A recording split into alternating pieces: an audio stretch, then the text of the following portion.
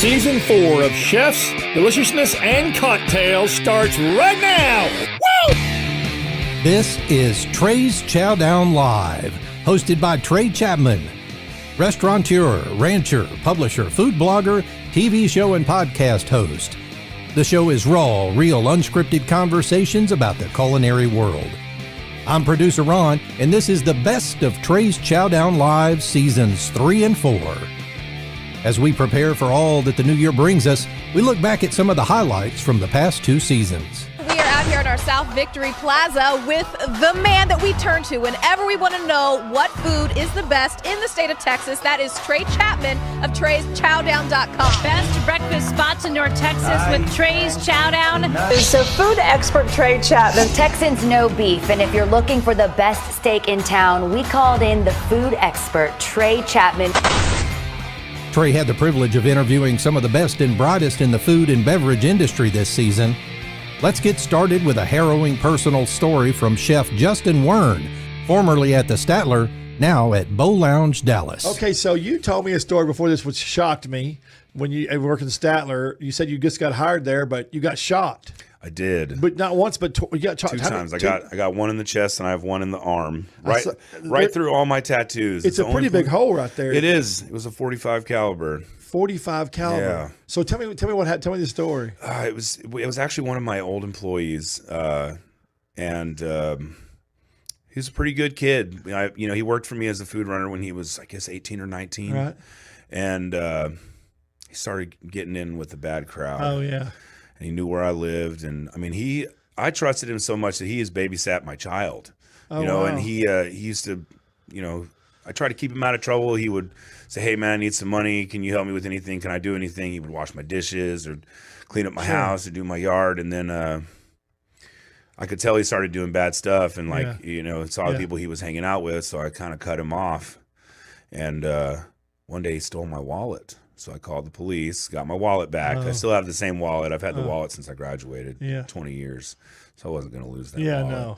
And that was pretty much the end of our friendship. He found out and he tried to stab me when I was in my car. And he got my car door. And then probably 3 months later, he came to the house and I opened the door and just got shot. Golly. But he didn't get in. I kicked him right in the shin, slammed the door, and then he shot me again. Shot me first in the chest, and then he shot me through the door in the arm and just broke my shoulder, broke my arm in 13 places. Golly. Well, it obviously missed all your arteries up there. I'm about a centimeter away from my heart. Centimeter. And I still have the bullet in my chest. Do you really? Yeah. What a story. It's a crazy story. Not many people can say, listen, I can say I've done a lot of things, but I've never say I've been shot. Man. Not twice anyway. In the initial, it was more shock than anything. Yeah. Did you call 911?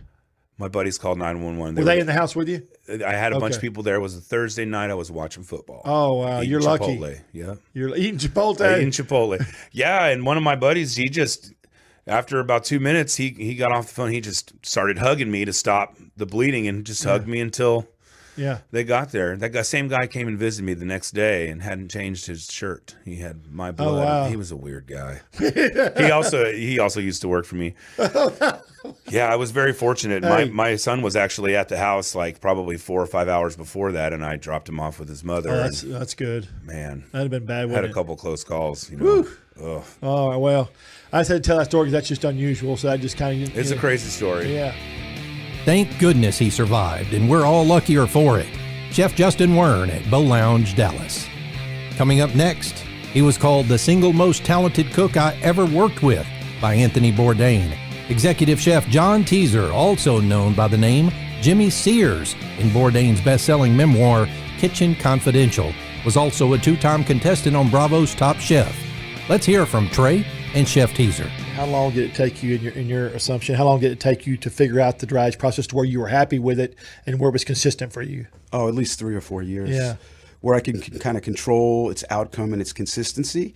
And the best lesson I've had has really been Florida because mold grows like crazy. Yeah. Oh, it does. Yeah. Yeah. You saw the box down there. Yeah. I mean, I put steak in there and I brought mold from Dallas, and the next 3 days the mold was everywhere. White mold too. Yeah. Not black mold. So Yeah. it's like a different. Yeah. People have to People don't understand what we do. understand, yeah. We have to understand what we do is that we develop, because of the feed in 44 farms specifically. There's no corn. It doesn't ammoniate. It's more vegetal and it's more fermentation driven. So it becomes sweeter as it gets older rather than more acidic and ammoniated and more like blue cheese. Yeah. And what I've learned how to do is control that mold and kind of take the cheesiness out of that process, Right. which a lot of people didn't like in dry aged steak. They'd be like, it's too strong. It tastes like blue cheese. Right. You can see if I can get a steak around 60 to 90 days to 120 days, I get it all sweet and nutty. Yeah. You know, and it's not so much about the thing I learned is like, you know, the wow factor is like, yeah, I can eat steak 500 days and you're going to eat it. And it's delicious. Right. It's not for everybody. Right. 240 is not for everybody. And if I can control that mold, I can serve you a 240-day dry-aged steak, and it'll taste like a 120-day dry-aged steak because I'm controlling mold. Because the mold, and then there's other factors to it, is that you can't dry the steak out initially.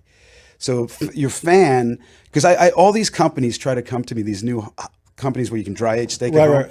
They go, will you be an ambassador? Will you endorse it? And I look at the product and I can't really get behind it because the way they're doing it is not the way I do Are it. they trying to speed the process up? Well, they're doing it in the old-fashioned way, in a very new scientific way that is home safe. With black light, they're still using the black light to kill any bad bacteria, and they're using fans to circulate things. I do things at a temperature and a humidity, and the rest is really just a technique of watching it, kind of like what a cheesemaker does. Yeah. Because that steak has to bleed, and if you put that fan on and you make it so cold, it's going to harden up, right? And that'll grow black mold on it eventually if you Right. just let it. Excuse me, if you just let it rot. Yeah. Right. But that's not what we do. Right. We just lay it down, very cold temperature. I let it bleed, and then I crank the humidity down and turn that black mold slowly into white mold. And what helps the 44 farms is that feed. It doesn't want to turn to black mold. We sent it out recently. I'd never sent the mold out before, but Justin Brunson wanted to mass produce this in Colorado. So I sent him some meat, I sent him some mold, and he sent it out to a lab because he's really a charcuterie guy. Yeah, he has is. an FDA plant. He makes all of these salumi things. So he had to go do that to make it legal for Right. himself. Right? What we do is legal because I do it under temperature. It's right there. You see it. Everybody loves it after 7 years. But he goes through this rigorous process, and we found out it's nothing more than vegetal penicillin. So that goes back to my theory. What a great thing to find out, though. Organic chemistry by duh. You know, like That's 7 awesome. years of duh. Here it is. I got all the answers for you now, folks. That's funny. That's great, though. But now I'm the expert on it. Yeah, I tell everybody, don't think of it as a mold. Think of it as a glove because it's just protecting the meat to Yes. make it better. That's what I tell everybody. It's doing more than protecting the meat. Yeah. It's there are enzymes like, you know, a lot of meat, they put papaya enzymes on the end of it if you go to processing plants as a natural tenderizer. It's kind of like a natural MSG. The same thing with this mold is it's that eating, you know, first of all, let's explain what dry aging beef really does. It removes all the blood, the water, and the impurities. It shrinks the fat. Whatever encases in that, then the fat still has moisture and flavor in it. So it's drawing the flavor from that fat into the meat, right? And then the meat is also shrinking because you're taking all of the moisture out of it. So it's just, the only thing you're really doing is intensifying the flavor and tightening up the texture. I was just fixing That's to say, all you're doing. It makes the flavor very pronounced. Yes. and it's just to me it's more delicious, but I guess it's not for everybody. And that's where the mold Yeah. and the flavoring and that technique come in because you want to create a sweet, savory flavor balanced by the salt and pepper on the steak rather than something ammoniated and cheesy that really is just overpowering on the first bite, especially when you look at a piece of steak, your mouth starts to water. You're used to that Right. steak flavor. The last thing you want is a hard piece of cheese in your mouth. And we don't do that. Yeah. You know. Recently named Best Steakhouse in Dallas, Texas by D Magazine, Knife Steakhouse is located off East Mockingbird Lane in Dallas, and you can find more information at knifedallas.com. Next up, Pitmaster Brendan Lamb, owner of Smiley's Craft Barbecue in Roanoke, Texas, appeared on the high-profile Food Network show called Barbecue Brawl, featuring chefs Bobby Flay, Michael Simon, and Eddie Jackson. He had to close Smiley's in November, but now consults for other barbecue joints in the area. Here's Trey and Pitmaster Brendan Lamb.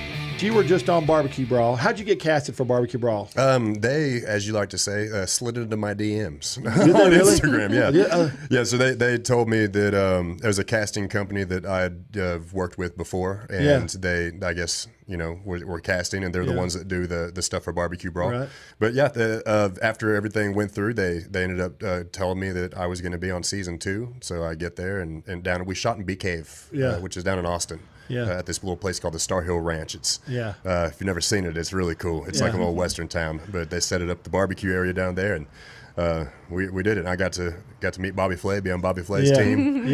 Michael Simon too. I was really excited to work with Eddie Jackson.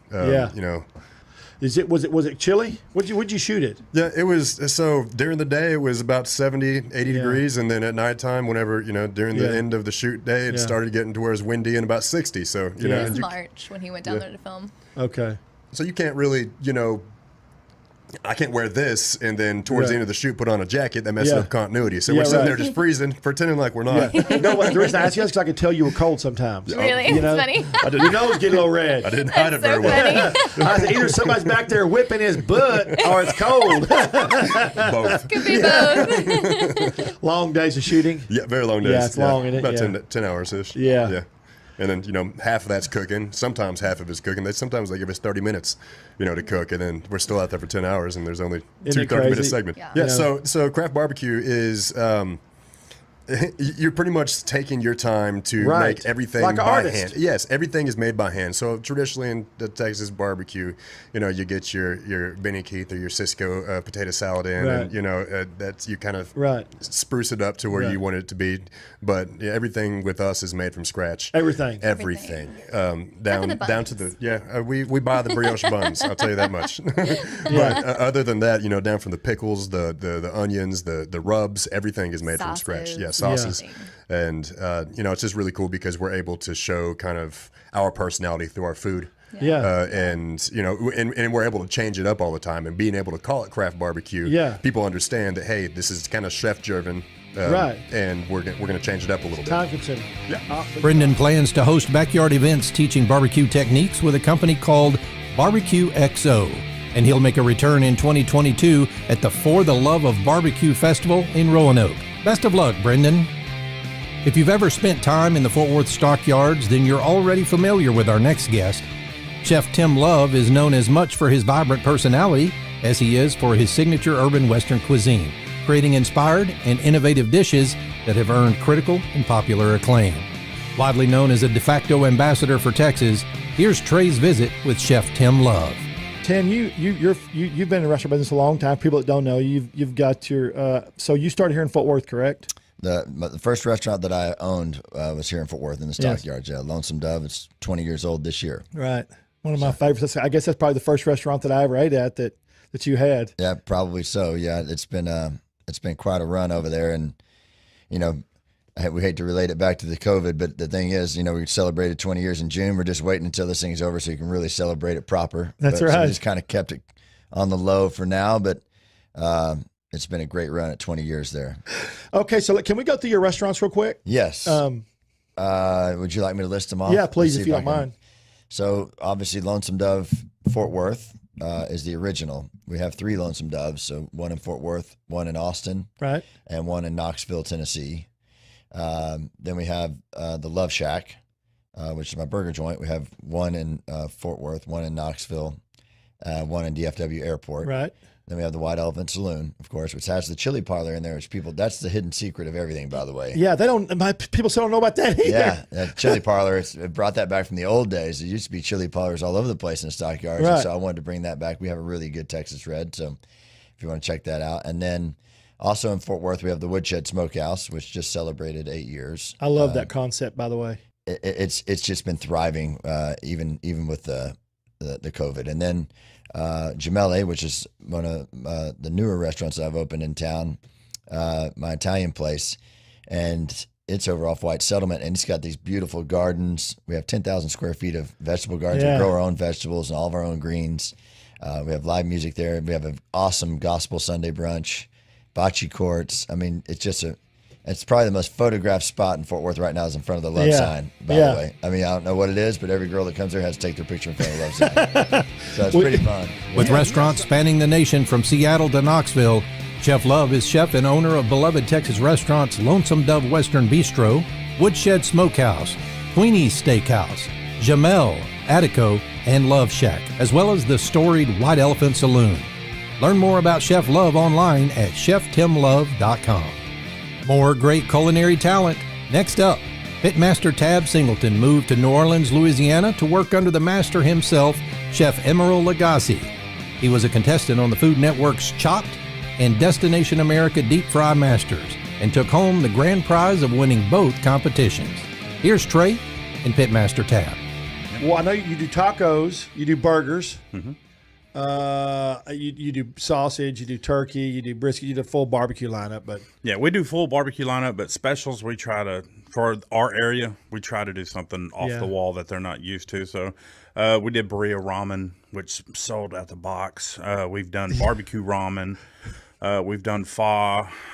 We try to bring a lot of culture to barbecue-wise in our area that a lot of people aren't used to seeing. Right.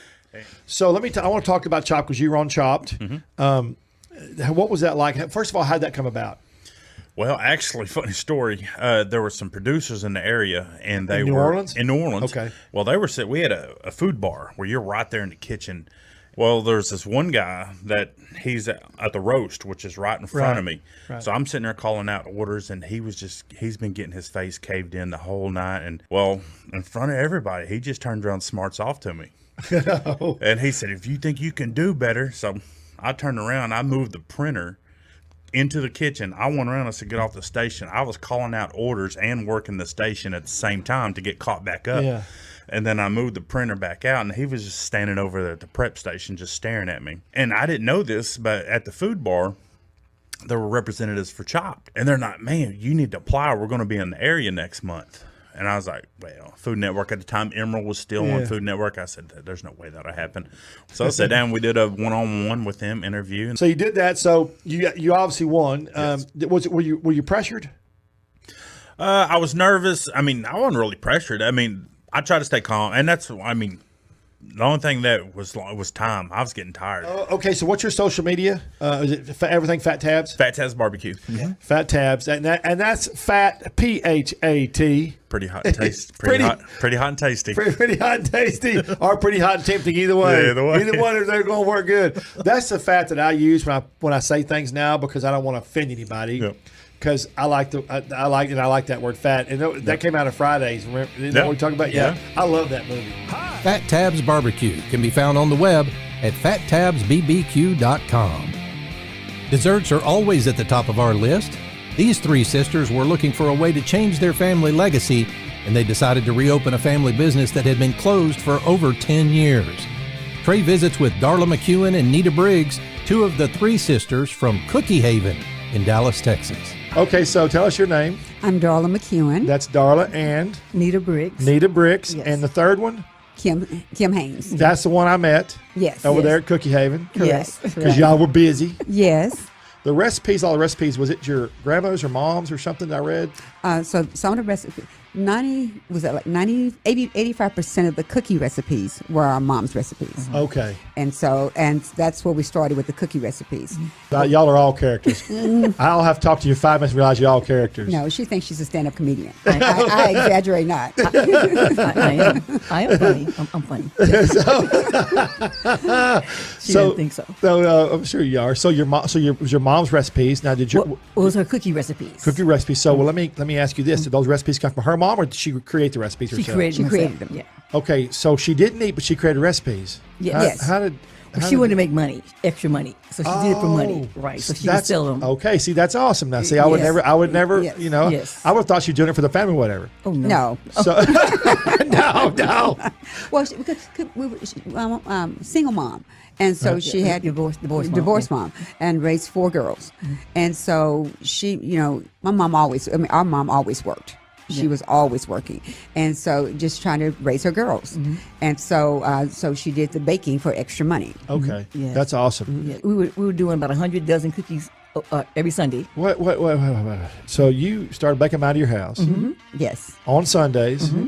You're making 100. You said 100 dozen. 100 dozen. We got to 100 dozen, and then at first it was probably about 30, 40 dozen. Then it got to 100, and so it was so many cookies that when she was taking to her job, it was crazy. Wait, that. If you multiply that times 12, you realize how many cookies? That's 1,200 cookies. No, we were making a lot of cookies in one oven. Yeah, and they were big cookies. They were huge cookies. Yeah. What? Nice how did you? It was hard. I would, but you know what? You were obviously passionate about it because you made it work. Yes. True. So you made it work. True. Yes. No matter what you did the reason for, you was passionate about what you were doing it for, and you made it work. True. Right, exactly. And so after we got to about 100, we decided to open up our first store. And so we opened up the store, and I quit my job. We just quit cold turkey, and we opened up the store in DeSoto. Mm-hmm. That was our first that was store. Right. Now that's the first one I know about. So in 2002. Using the cookie recipes created by their mom, better known as Ms. Cookie, along with dedication, determination, and extraordinary customer service, they bring back the ultimate cookie dessert experience. See all the sweet deliciousness on their website at cookiehaven.com. That's cookie with a K. Coming up next, having previously written for the Dallas Observer, Texas Highways, and D Magazine, Trey gets an opportunity to visit with Jose Relott, the Texas Monthly taco editor and expert on the folklore of the taco. We're here again with Texas Monthly's new taco editor. Isn't that fantastic? It's amazing. It's amazing. It's incredible. Yeah. I've never been the popular kid. Suddenly I'm very popular. I bet so. So it's... In some ways, the response has been overwhelming in that I was just caught off guard at how big the news got. So fast? Yeah, so fast. Yeah. I talked to the BBC World Service Radio. Right. I talked to NPR Weekend Edition. Univision's English language network, and just crazy. All kinds of crazy things. And I never thought I'd do that. I just like to read and write about tacos. And so I get to do that now for a living. That's right. You can find out more about Jose Relott and the history of the taco by visiting his website at thetacotrail.com. The years 2020 and 2021 were tough for all of our local restaurants and bars. Trey was honored to visit with Dr. Emily Knight, CEO of the Texas Restaurant Association. Dr. Knight gives us some insight into how the pandemic has affected our most beloved institutions. You are from, where were you? You told me Boston. Yeah, so raised in Connecticut. Raised in Connecticut. Dad was on a submarine base in Connecticut, and then sort of a transplant to Texas now, about 10 years. I mean, and you know what's painful for me is think about restaurants. Who's the first person that shows up in a disaster? Yeah. Who's the first person you call when your son needs to have a baseball sponsorship or a fundraiser? Right. The restaurants have always come first. Even in this crisis, we had restaurants are the number one folks that stepped up to help first responders and healthcare workers when they weren't making a dime. Right. They turned, remember too, business interruption insurance, Trey, doesn't exist here. Right. So they lost all their inventory. You know what they did? They gave it out to their employees. Right. Yeah. They gave it out to people in need, right? Food banks to give food away. Pummeling them on the media. And it's like, you know what's going to change is the consumers have got to get out and support these restaurants. Right. It's on them to take care of their local restaurants. They have to. Yeah. So have y'all figured out yet how many restaurants we're going to lose? Have they figured out a good number? And it's a great week to have this conversation. So we projected, we've got about 15% that have closed, right? Turn the keys in, done. Forever gone. Forever gone. They're out, right? And it was about 10% within the first 2 months. We've seen another 5%. We project it's 30%, but I will tell you the deciding factor. This overall, week, 30%. Overall. Everything, okay. And it tracks to the national average. Your independents, though, are going to be independent, meaning Thai shop, little noodle shop, small, not a lot of capital. They're a bigger percentage. People want to get a hold of the TRA, see what you're about. Give us the. Yeah, absolutely. You can go to txrestaurant.org. Okay. I always say this. I know this will surprise you, but I'm eKnight at txrestaurant.org. You're welcome to email me directly, but we just want to help. I mean, I think one of the things we did, Trey, when the crisis hit is we opened up everything to everyone, not just members. Right. And it was a risk, right? Because we're an association, we're a nonprofit, right. But we said this is not a time to make people pay for things, right? We're going to open it to the world, and I think it's the best thing we ever did. So if people out there need help or they need more information, they can come to the website or they come to me directly, and I can get them to the right place. And I want to say, not because you're on my show, my family was in the restaurant business for 100 years in Texas. We were always a part of the organization.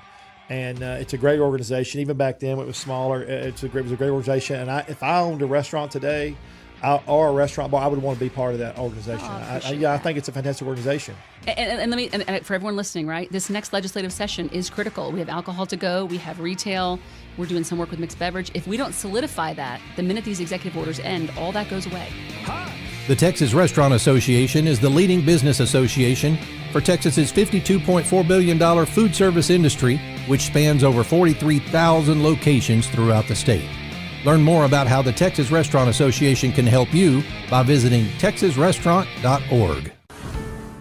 Hi, I'm Trey Chapman, publisher of Trey's Chowdown and host of Trey's Chowdown Live, a weekly TV show and radio podcast highlighting chefs, restaurants, and deliciousness.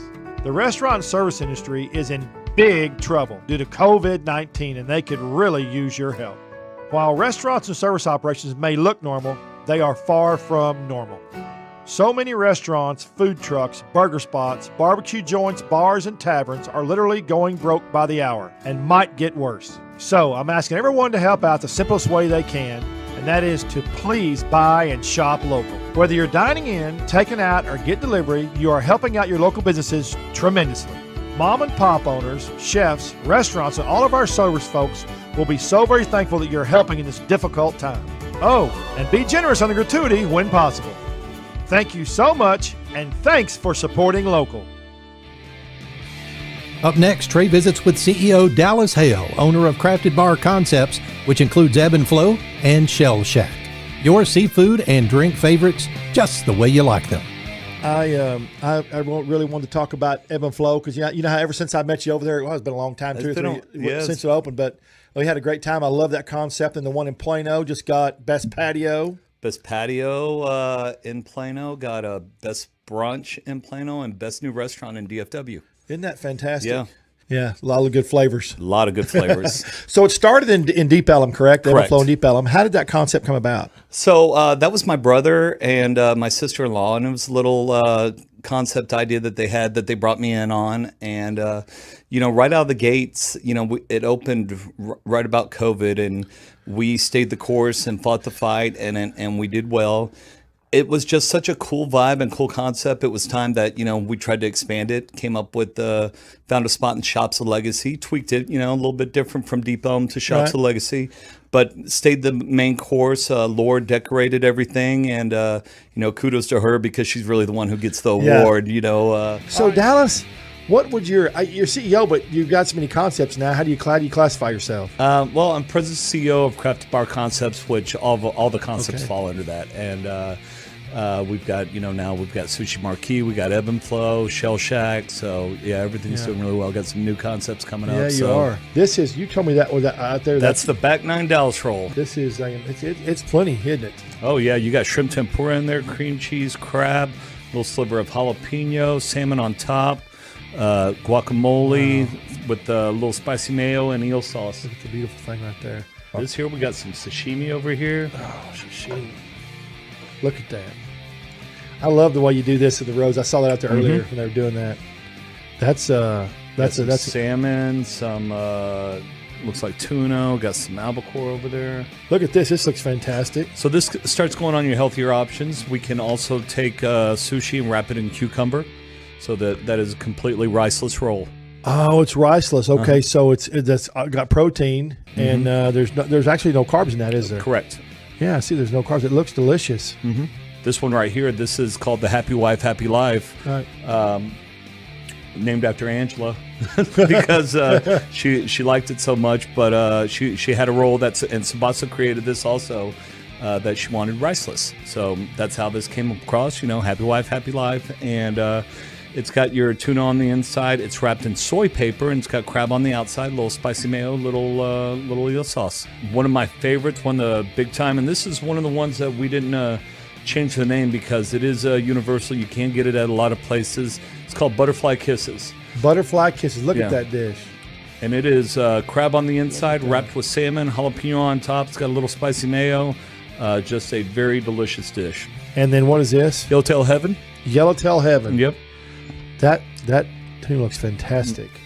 Visit your favorite Crafted Bar Concepts dining experience with locations in the DFW Metroplex, Houston, Tyler, and even Clearwater, Florida. This season was truly special for Trey as he enjoyed a unique opportunity to visit with Dallas's own chef Kent Rathbun. Chef Rathbun has cooked for Ross Perot, Queen Elizabeth, George Michael, Julia Childs, and Oprah, among other high-profile names. He was also one of the featured chefs for the Bush 2001 inaugural ball. And he competed on Food Network's hit series, Iron Chef America. Here's Trey and Chef Rathbun. So we're here for our new season. We're kicking it off today with Chef Kent Rathbun from Dallas. Kent, thank you so much, buddy. Pleasure, man. I really appreciate it. Good to be here. Sorry for all the troubles. No worries. As I was saying, man, I know where you're at. I feel you. I went to Bangkok 3 consecutive years and cooked in this fantastic hotel and some of their other resorts around Thailand. I mean, it was that is an experience in itself. It was unbelievable. And seriously. And you were getting paid to do this. So getting paid to do it. You did. No, I loved it. That's amazing. Well, and I think that's the thing too. I tell people all the time, I've had such a blessed life. I mean, both my brother and I.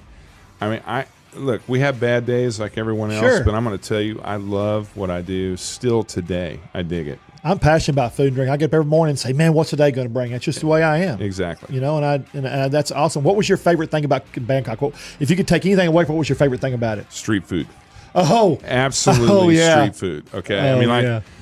So I'm going to tell you a quick story. So we get there the first time and we get up, we flew in, we got there at like 4 a.m. And of course by we had an 8 o'clock meeting, so we only had like 3 hours to nap, but we were already, wired up and wide awake. So we met the GM, and he starts to explain to us. He says, now look, he said, the street food is extremely healthy. And, basically you shouldn't be afraid to eat on the street here. All the food is fantastic. But one of the greatest experiences I had was a place called the Seafood Market in Thailand. In Bangkok, okay? Imagine a Walmart with no shelving, only a sea of tables and chairs, okay, in the entire store. Is that big? And that big. And then on the sides, both sides and the back are like grocery shelves, right? So one side is breads and booze. Right. The back is a seafood counter like you've never seen in your life. And the left-hand side of the store is produce. So you grab your basket, just like you're in a grocery store, and you go shopping. And, you buy shrimp that are swimming. You buy fish that are breathing. You buy fantastic produce. You buy wine. You buy beer. You buy some bread. And everything is farm fresh. Everything is fantastic. And, when I say breathing, I'm talking laying on the ice, still moving. Yeah. Okay? Okay. All right. We're almost done. Chef, thank you so much. Okay. Thank you so much. That's fast. Remember, chefkentrathbun.com. Yes. Spell your last name for everybody. Rathbun. That's right. chefkentrathbun.com. It's got to be that for the barbecue. With restaurants like Abacus, Emoto, and other well-known names in his portfolio, Chef Rathbun and his wife Tracy currently co-own local Dallas favorites Shinsei, Lover's Seafood and Market, and Rathbun's Curbside Barbecue.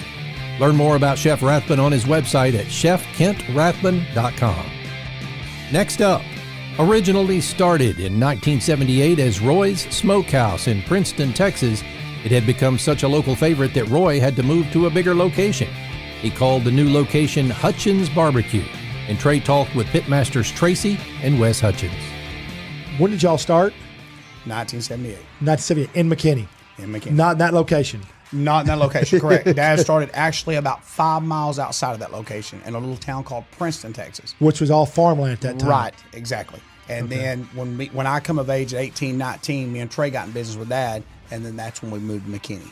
Okay, so your dad did actually start it. Roy Smokehouse. It was Roy Smokehouse, yes, sir. Oh, yep. Roy Smokehouse. That's where I was 7 years old. You see the established 78? Okay. Yes. So I was 7 years old, when it come to be. So, okay, so see, I did not know the back history. That's yes, neat because anything you read about Hutchins, they don't have the back history. Right, yeah. So we have a little story, but you got to look for it. Yeah, we go online. It's got the full story. You just got to click on it. Okay. Yeah. Got to click. Yeah. There's so much stuff to click on now online. Yeah, that's true. So it was Roy Smokehouse and Princeton. Mm-hmm. Yeah. And it was 1978. Mm-hmm. And was it actual just? It was a little portable building. Really cool. I kind of getting into depth, but it was a little. Dad built a room on the end of it, and so we lived in a room for 5 years, literally a room. And but that's all Dad wanted to do is cook barbecue. His passions was that, and him and Mom have always been music leaders in church. So I don't know how many nights it was gone to revival. Closed down. If church, something wasn't going on at church, we were open. But if something was going on at church, we were closed. But Dad really quick knew that he could do have a good business there. So that is a fantastic story. Me and Wes was raised up in it, so it was kind of funny. We were getting out of high school, and I guess Wes had just graduated, and he said, "You guys are going to come to work for me." And we're like, we're all. I'd say most of us are alpha males. Yeah. We're real bullheaded. We're like, no, Dad, we're going to work with you. We're going to be partners. And so Mom, obviously, having the two boys, and our younger brother, Tim, was a little younger, obviously, at that time. Now, have I met Tim? You've met Tim. On TV. Yes, on ABC. He did the TV thing with you. So anyway, Mom, me and Wes, of course, her boys are her husband. She sided with us, and we said we're going to call it Hutchins BBQ. That's how it started. Dad didn't like it. He thought the customers were going to turn on him, because he had so much so much traffic coming from McKinney. A lot of our business did come from McKinney. You know what? That happens a lot of times. People buy a place where they change the name. There's no doubt. Yeah, so that's why it felt like that. No, and he was in the right for doing it, but we hung in there, and obviously we're Hutchins today. After a devastating fire in 2012, Hutchins BBQ rose from the ashes and smoked its way into Texas Monthly's top 50 barbecue joints in the world. Check out their story at hutchinsbbq.com. As a seasoned culinary inventor, she is executive chef at Jose Restaurant. Chef AQ Pittman is a first-generation Mexican-American and native Texan. She sits down with Trey to talk about restaurant operations. It's what you said that because there's a difference between a chef and a cook. A chef wants to do everything and be an owner and run everything, and a cook wants to do it for a paycheck. But yeah, sometimes. I mean, it depends on like what you run into. It's there's a big difference, and I think that line is getting a little blurred now because you get a lot of thanks to like Food Network and blogs and Instagram and people seeing pretty pictures and they think that's what a chef is. And on the way down here, I was talking to one of my cooks about labor and percentages, and I was like, this is what we do. This is why I sit in front of my computer sometimes and trying to fix the numbers and figure out what we need to do to make things work. It's not just a fun special on the weekends anymore. No. I wish sometimes I wish I could just work the line and put my head down. And everybody thinks it's fun to own a restaurant, or it's not. So you said something, you hit on something, you said labor, and so I never a chef. I did everything operation. I built stores, I tore them down and remodeled them. Operational wise, as far as food, food costs, labor costs, training managers, all that kind of stuff. I did that, but I never was a chef. So I started at a very young age on a financial background side of restaurants. And so everything was always about numbers. Absolutely. So you hit on a good thing there because you said about numbers. And if you're going to be a chef and own a restaurant, that's super important. You have to know how to cost your foods. You have to know how to manage labor. It's like I said, it's not just putting up a pretty special and posting it and getting likes. It's knowing how much that product costs you before you even put it on the plate. How much are we going to get in return when we put a number on the menu? It's all about numbers as well. It's not just kind of putting your head down and making pretty food anymore. And what's funny too is that it used to be you didn't have to worry about social media. Well, there was no such thing as social media. So what happened is you added a whole different dimension to owning a restaurant. A whole different dimension. So you have business side, you've got the cooking side, you have the chef creative side, you have the restaurant operations side, front and back, and now you've got this whole dimension. Which each one of these is a little chunk, but social media is a huge chunk because you have to do all the social media correct, or you won't drive traffic. Yeah, I think it's just changed the way that chefs plan, I think, on a weekly basis. For me, it's changed because whereas I would print out a menu and do specials Thursday through Friday or Saturday, someone would have to come in, see that menu on the table, and then tell somebody else. Now I post a picture and 1,000 people can see it. And, I'll get a message that the next day saying, do you still have this? Do we still have this coconut ceviche that you posted yesterday? I was like, well, I was just playing with that. I don't have it yet. I'll get there next week. But so it's interesting to see how much, the industry has changed when it comes to adding social media. It's a whole other audience out there that you don't get to reach by walking into the restaurant. Nope. And what's funny is that I don't think you can grow your business anymore because a lot of people depend on social media, especially the younger generation. Yeah. And what's funny is that when someone tells me social media doesn't work, I'm going to say, well, if it doesn't work, you're not doing it right, because it does work. It drives the hell out of your business. It absolutely works. Yes. I watch all the pop-ups that travel around the country. There's some people that have pop-ups that we do in San Francisco and LA and New York. And it's neat because they drive everything from social media, either Instagram, Twitter, that's it. Yeah, so we just brought a guest chef. So we do a guest chef series every month where we bring chefs from different parts of the country and parts of Mexico. And the last chefs that we just brought on were from LA, and I followed them 2 years ago on social media. Yeah. And that's how we met. And we would kind of trade tips back and forth, but we never officially met. You know, I didn't know their last name. I didn't even know where they lived in Los Angeles. I just knew that I really respected what they were trying to do. Sure. They don't have a brick and mortar, and they don't really want one right now because what they're doing is very fruitful for their life. Sure. And so I thought, you know, let's bring them out. I want to learn something from them. Hopefully they can learn from me. And I'm not just going to copy their stuff off Instagram. I want them to come and teach me. Sure. So we brought them out, and they did an amazing job. And that is so neat. Yeah. See that, but sometimes too, if you do that, that's what I do. I follow chefs, and that's what I did for you. I was looking at your food and stuff, and I really love something. We'll talk about that in a little bit. But first of all, we haven't talked about it yet. I normally do it chronological, but since we got into everything on your restaurant's Jose. Mm-hmm. And tell everybody about it real quick. So Jose is named after a fairly famous ceramic artist in Guadalajara. I say fairly just because he's super humble. Wait, say that word. Say the city again. Guadalajara. Yeah, I can't say it like that. And the owners, Brady and Hannah and their family, would travel to Guadalajara and just have a really good time and eat at all these, you know, really well-known restaurants and some hole in the walls as well. And they just fell in love with the food and the environment. They met Jose Noe Suro, who is a ceramic artist, and just fell in love with him and his family. And he really is a truly remarkable person, humble and just very sweet. But he's also super talented and very famous when it comes to his pieces, which he does plateware and whatnot. And they said, you know what, there's nothing like this in Dallas. How do we bring this to Dallas? And they kind of collaborated and decided to open Jose. They reached out to me initially, and at that point I was working on another project, and I said, no, thank you, but no, thank you. I'm doing something else. Starting a brick and mortar is a big responsibility. It is it wasn't just that. I didn't know enough about the concept. I didn't care to really know much about it at the time because I was so kind of busy with the other projects. So later they reached out to me after I left the Cedar Social, and I said, you know what, let's sit down and talk. And we sat for 4 hours, and I said, the first thing I want to do is come and eat at the restaurant and see, because I'd never even driven past it. I didn't know anything about it. And I went and I looked around, and I remember pulling the manager aside and I said, you guys are really busy. This is crazy. And he looked around, he kind of, you know, was like, nah, this isn't very busy. So we went back and talked, and I was like, you know, you guys are doing great. Your numbers are great. Everything. What are you doing if it's not broke? He said, we're not what we wanted to be originally. What we wanted to be was, you know, just kind of elevate Mexican food a little bit more. We know that that's what you do. I said, well, you're probably going to, you know, make some people angry because your food's really good. That's what happens. And he said, you know what? It's not what we originally set out to do. It's not our ethos. It's not what we wanted. It's fine. Just do what you do and don't upset anybody. Well, you can't do that because people hate change. Yes. I don't care who they are. If they've been coming to eat for 6 months, they hate change. Yep. But you had the foresight to do that, which was neat.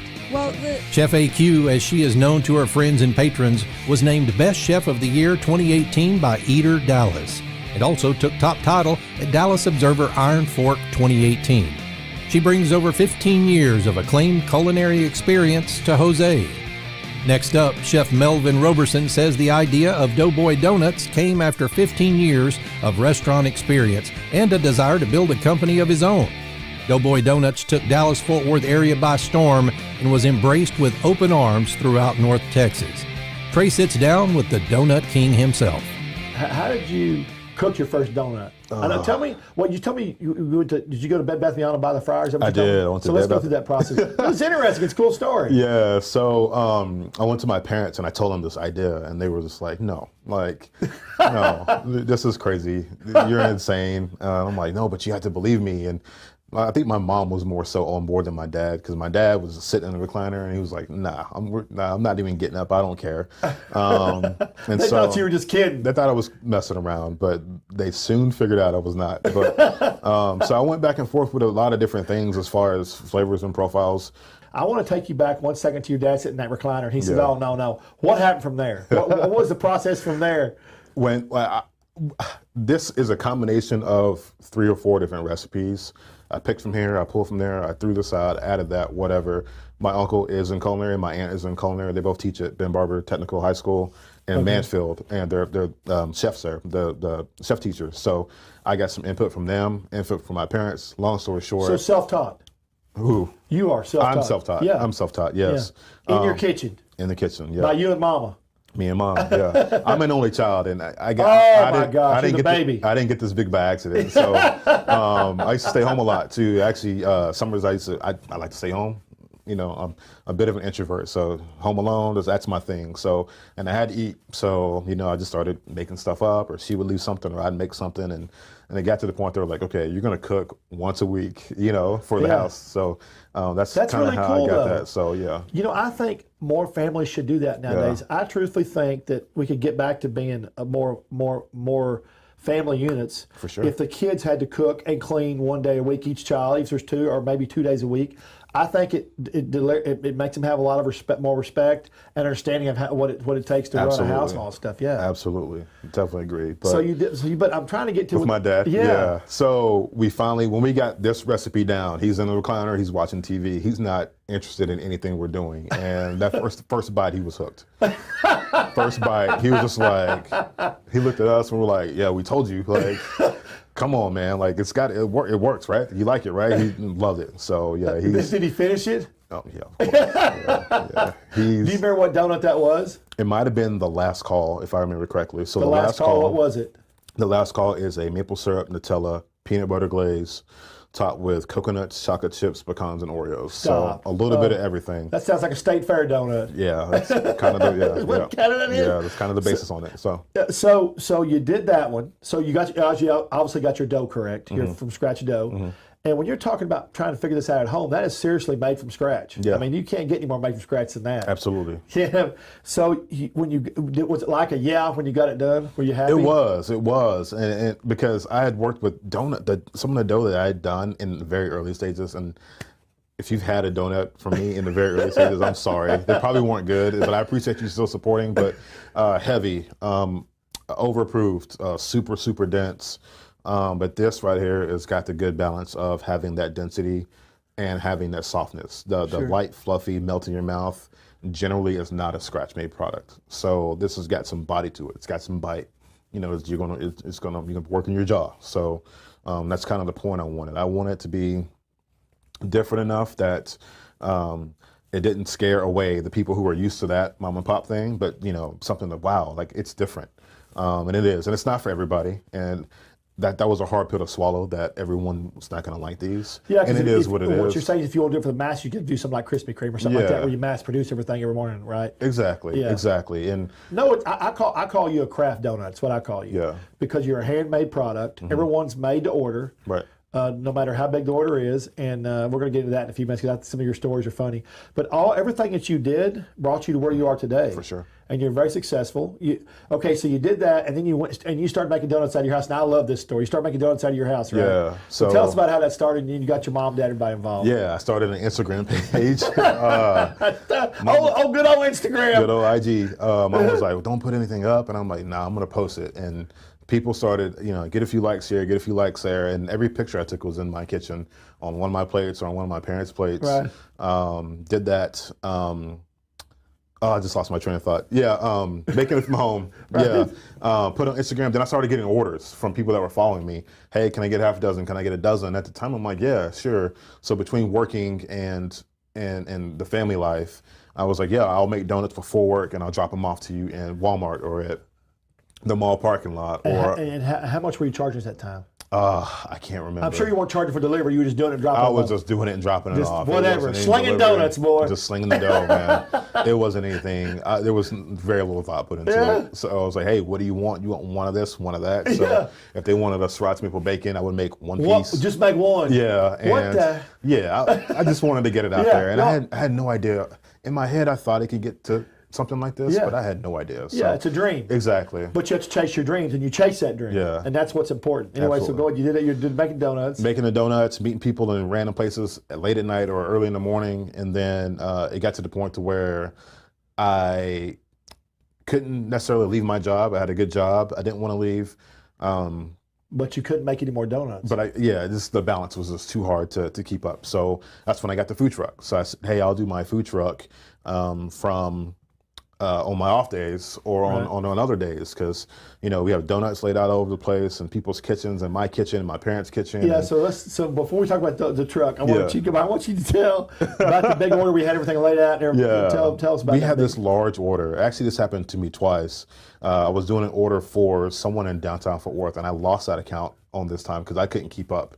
It might have been 250 donuts, and I was frying them 2 at a time, just because it's just what I had done, and I wasn't smart enough to you get weren't multiple thinking fryers. bigger. At that point, you weren't thinking bigger, right? Exactly. I wasn't thinking big, so I'm like, this is what I'm doing, and it works, so I'm gonna make it happen. So my mom gave me these wooden spoons, and I was using the handles of those to turn my donuts. Okay, yeah, I see people turn them with chopsticks or something. Yeah, that's what we have now. It's a donut turning stick. Okay. It's like a thick chopstick. Okay. But I was using the back of those spoons because I didn't have anything else, and anything else would melt that I had in the house. So, donuts laid all over the counter, the kitchen table, the bar area, covered in terry cloth, trying to fry them. So and picking them back up by hand. So that's one thing we don't do in the shop is once they're on this frying screen, they don't come off that screen until after they're fried, because you touch them, they get ugly. Your fingers, the weight of your fingers presses down into them and things like that. So it was a mess. It was a huge mess. Overproof donuts.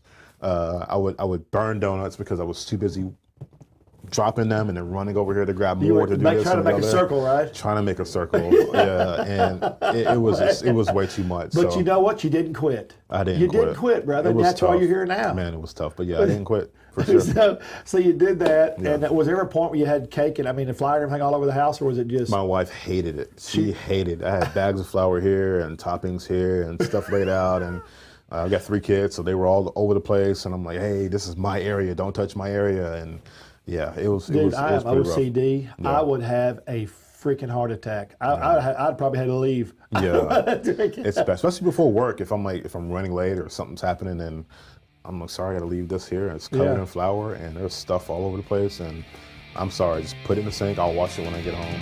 So, yeah. Doughboy Donuts opened its doors to the public in late 2018. Since then, the shop has been recognized as a local destination for great donuts and was awarded Best Donut Kolache by Fort Worth Magazine. Visit Doughboy Donuts and Chef Roberson at doughboydonuts.net. We hope you enjoyed Season 3 and 4 of Trey's Chowdown and are looking forward to a positive and delicious Season 5. For Trey Chapman and Trey's Chowdown Live, I'm producer Ron. Take care.